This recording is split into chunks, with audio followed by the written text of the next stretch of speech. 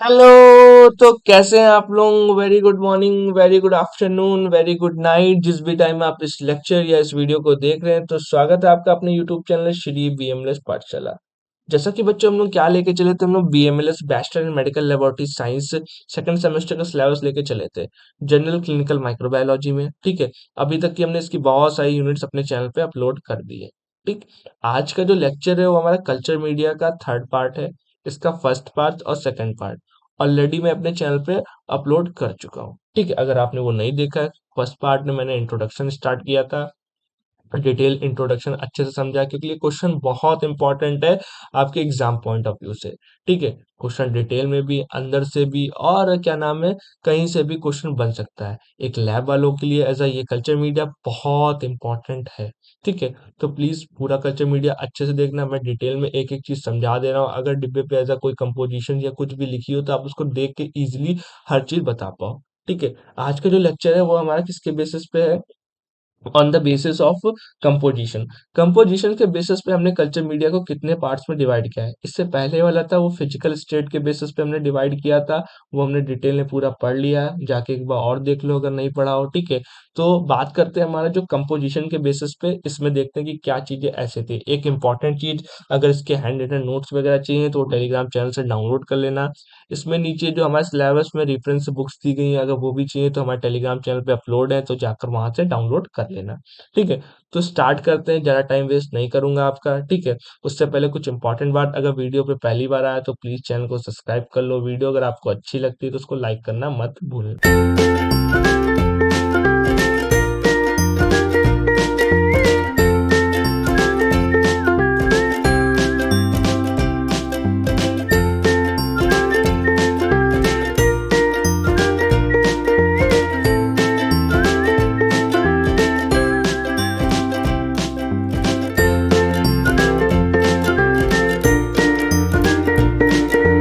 बात करते हैं हमारा classification on the basis of composition. Compositions के बेसिस पे जो कल्चर मीडिया को है, हम लोग ने इससे पहले जो क्लासिफिकेशन का लेक्चर था वहां पे हमने टू टाइप्स में डिवाइड किया था। ठीक है, एक तो हमारा सिंथेटिक होता है और दूसरा भी आने वाली स्लाइडों में दिखा दूंगा, जिसको हम लोग बोलते हैं कॉम्प्लेक्स मीडिया।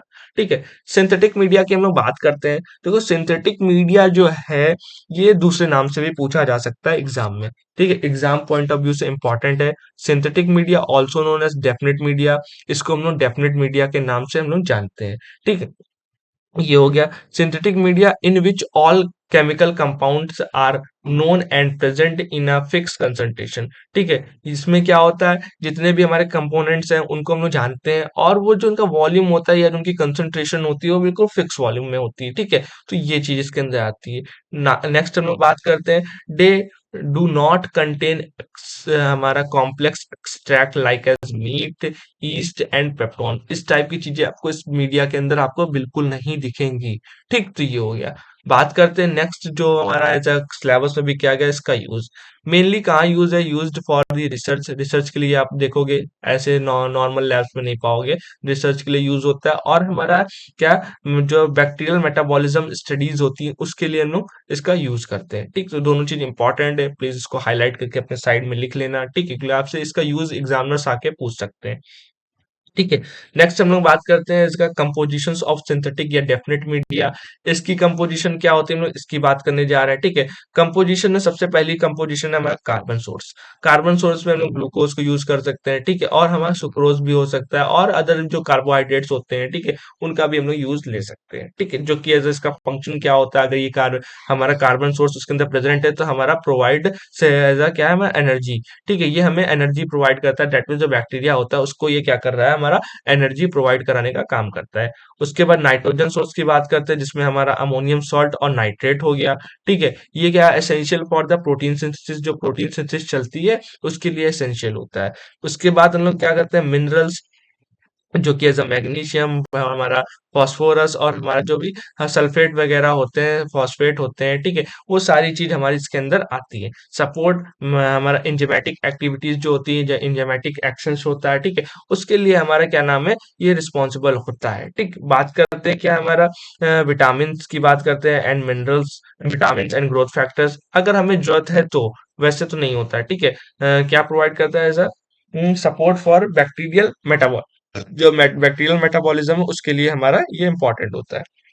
बात करते हैं क्या water, water act as a solvent for nutrition. जितना भी एज अ वाटर होगा, मैंने एज अ जो मॉर्फोलॉजिकल क्लासिफिकेशन और जो हमारा जनरल न्यूट्रिशन वाला एक चैप्टर था, उसमें मैंने ये सारी चीजें आपको डिटेल में समझा रखी है।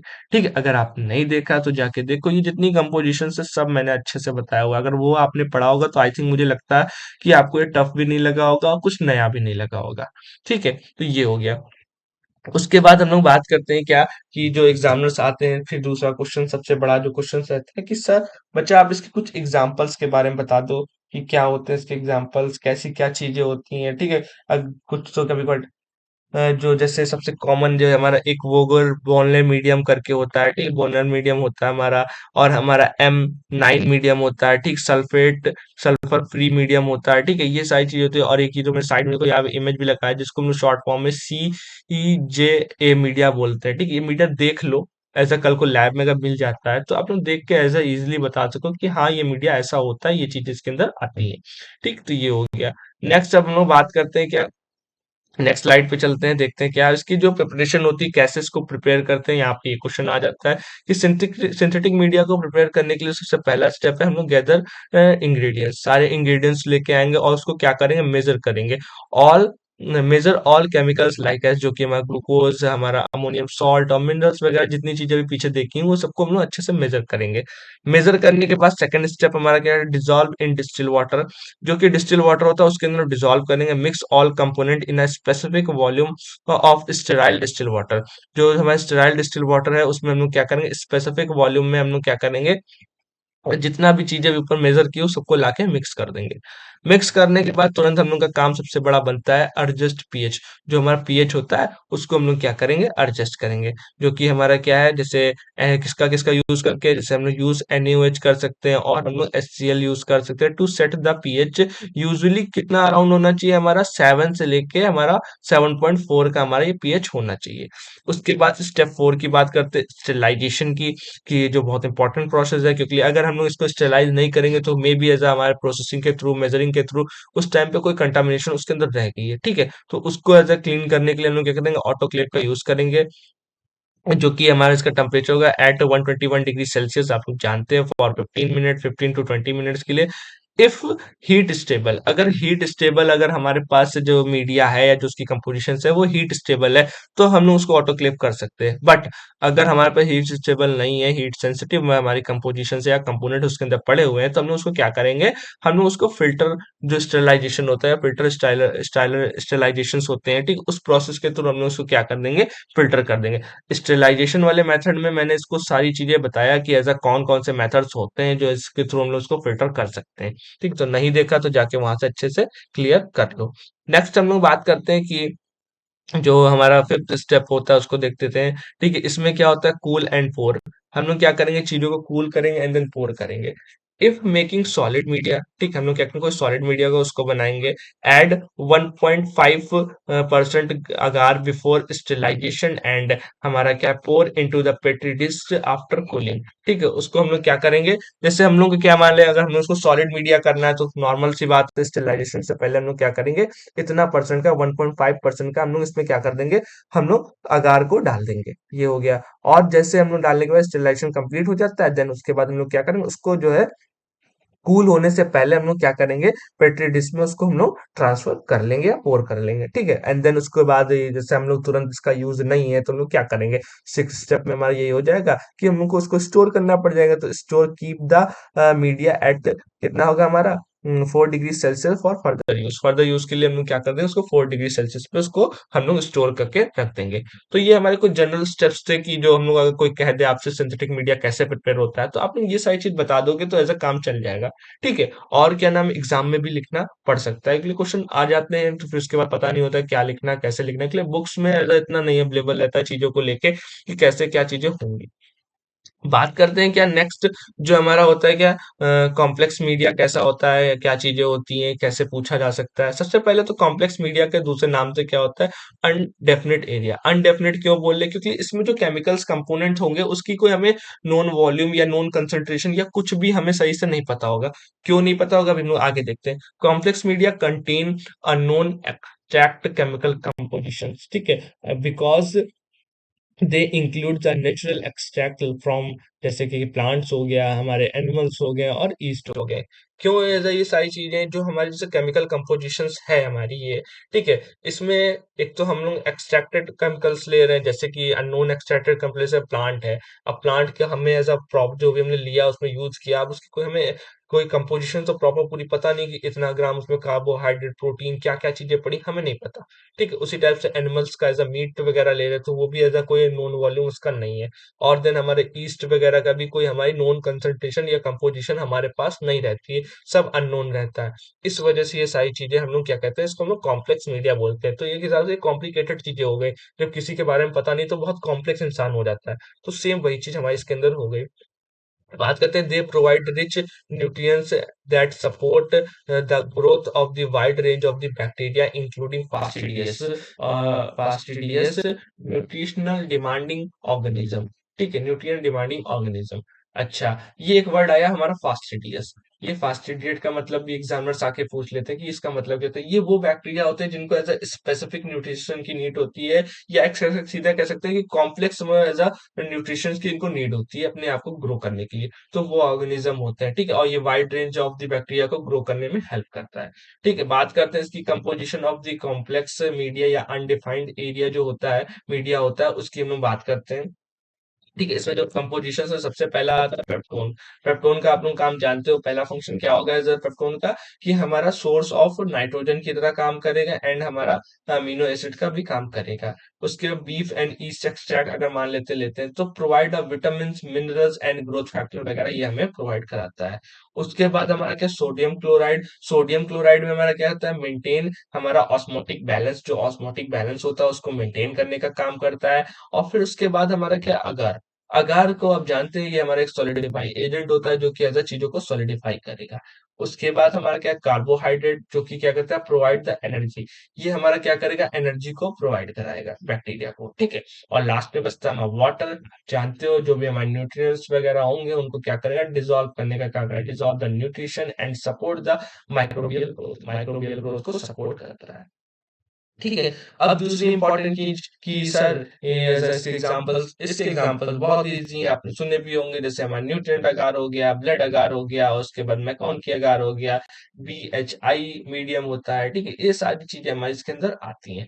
तो ये तो चलो हो गया, मैंने एग्जांपल्स बता दिया, बट अब इसके एग्जांपल्स की इमेज भी देख लो, कल को ऐसा आपको लैब में अगर ये मीडिया उठा के दे दिया जाए तो आपसे कोई एग्जामिनर पूछ ले, इसकी स्पॉटिंग वगैरह करा ले, तो आई थिंक शायद आप लोग ना बता पाओ। तो मैं एज स्लाइड पे आपको दिखा दे रहा हूँ कि मैकन की आकार के लिए हमारा देखो ये इस टाइप से दिखता है। ब्लड अगार में बिल्कुल रेडिश टाइप में रहेगा, बिल्कुल से खून नहीं होता उसी टाइप में। और मैकॉन की अगार ये आपको हल्का सा रेड लाइट मतलब रेड रेड लग रहा होगा, बट ये रेड नहीं है, ऐसा पिंकिश टाइप में कलर होता है, ये इसी टाइप का होगा, मतलब पिंकिश टाइप में होगा। लाइटिश भी हो सकता है और डार्किश पिंकिश भी हो सकता है। ठीक है, ये हो गया। उसके बाद BHI जो मीडियम होता है वो इस टाइप से दिखता है। मैंने तीनों मीडिया की जैसे आपको इमेज दिखा दी। इन फ्यूचर अगर आपको कहीं कोई कह दे कैसा दिखता है, क्या होती है, तो आप लोग इसको देख के इजीली बता पाओ कि क्या होता है। फिर इसको हम लोग बनाना भी सीखेंगे आने वाले लेक्चर में। टेंशन मत लो कि सर आप तो सिर्फ खाली ऐसे ऐसे बता के जा रहे हो। अगर हमसे कोई कह दे कि मैं कौन की अगर कैसे क्या बनाओ ना, तो मैं अभी आगे आने वाले जो लेक्चर्स होंगे फंक्शन के बेसिस पे जो मीडिया चल लेंगे, ठीक है, उस पे हम ये सारी चीजें आपको बताते रहेंगे किसको क्या कैसे बनाना है। ठीक है, तो ये हो गया। नेक्स्ट हम लोग बात करते हैं क्या, जो हमारा नेक्स्ट है as a general step for preparing complex media. ठीक है, जो भी हमारा जनरल स्टेप है मीडिया को प्रिपेयर करने के लिए, अब वो देख लेते हैं कॉम्प्लेक्स मीडिया कैसे बनता है। सबसे पहले तो वही गैदर इंग्रेडिएंट्स, जो भी हमारे इंग्रेडिएंट्स होंगे उन सबको ला के एज हम लोग क्या करेंगे, मेजर करेंगे। फर्स्ट स्टेप मेरा क्या है, मेजर करेंगे। मेजर कैसे करेंगे, measure the required amount of the peptone, brief and east extract, और हमारा सोडियम क्लोराइड, और हमारा क्या है, अगार। एक सर्टिफाइड मीडिया, हम सर्टिफाइड मीडियम बनाना है तो उसके लिए हम लोग अगार इसीलिए मैंने लास्ट में लिख दिया। ठीक है, तो ये हो गया। उसके बाद हम लोग बात करते हैं क्या, जो कि हमारा सेकंड स्टेप है, डिसॉल्व इन डिस्टिल वाटर। तो जानते हो, mix all component in specific volume of sterile distil water. ये चीज हो गई। उसके बाद थर्ड की बात करते हैं। थर्ड में हमारा क्या है, एडजस्ट पीएच। जो हमारा पीएच होगा उसको एडजस्ट करेंगे। यूज NaOH और HCl to set the pH. यहाँ पीएच होगा, इसको कैपिटल कर लेना, शॉर्ट में लिख लिया जल्दी से। ठीक है, ये हमारा पीएच हो गया। ठीक, ये चीज हो गई। नेक्स्ट हम लोग बात करते हैं क्या, और जिसका पीएच होता है यूजली अराउंड कितना होता है, 7 से लेके 7.4 का एज अ पीएच हमें मेंटेन रखना है। उसके बाद हम लोग बात करते हैं फोर्थ स्टेप, जो कि स्टेरिलाइजेशन, जो कि बहुत इंपॉर्टेंट है। जनरल अगर हम लोग मीडिया बना रहे हैं तो नॉर्मल उसमें हम लोग autoclave at 121 degree Celsius for 15 से 20 मिनट के लिए हम लोग कर लेंगे, इतना तो सबको पता है। बट अगर हमें क्या है, ब्लड कंटेनिंग मीडिया बनाना है, तो उसके लिए हमें क्या करना पड़ेगा, पहले स्टेराइल द बेस फर्स्ट। जो हमारा बेस होगा पहले उसको हम लोग क्या करेंगे, हम लोग बेस मतलब इंसेंस जो हमने कंपोनेंट्स वगैरह मिक्स किए हैं, उसको हम लोग क्या करेंगे, पहले स्टेराइल कर लेंगे, फिर देन एडेड द हमारा क्या blood after cooling. Cooling cool होने से पहले हम लोग क्या कर देंगे, उसके अंदर हम लोग ब्लड को ऐड कर देंगे। ठीक, तो ये चीज हमारी इसके अंदर होती है। इसी से आपको एक आइडिया लग गया होगा कि ब्लड अगार कैसे बनता है। ठीक है, उसके बाद फिफ्थ स्टेप की बात करते हैं, कूल एंड पोर। उसको कूल करेंगे एंड देन उसको पोर कर देंगे।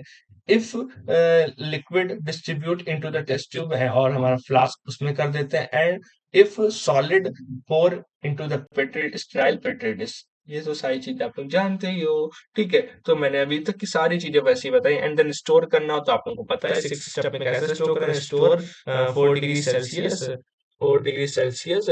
इफ नॉट यूज इमीडिएटली, अगर तुरंत यूज नहीं करना है तो हम लोग क्या करेंगे, इसको हम लोग 4 डिग्री सेल्सियस पे स्टोर करके रख देंगे। तो ये सारे कुछ हमारे स्टेप्स होते हैं। अब इसके बाद जो हमारा नेक्स्ट क्लासिफिकेशन होगा फंक्शन के बेसिस पे, वो हम लोग जानेंगे। ठीक है, आज की वीडियो में बस इतना ही था। अगर वीडियो आपको अच्छी लगी तो प्लीज चैनल को लाइक करो, सब्सक्राइब करो। ठीक है, बहुत जल्द मिलते हैं हम लोग नेक्स्ट लेक्चर में। इसके हैंड रिटन नोट्स हमारे टेलीग्राम चैनल पे मिल जाएंगे, तो प्लीज जाके वहां से डाउनलोड कर लेना। Thank you so much watching, bye.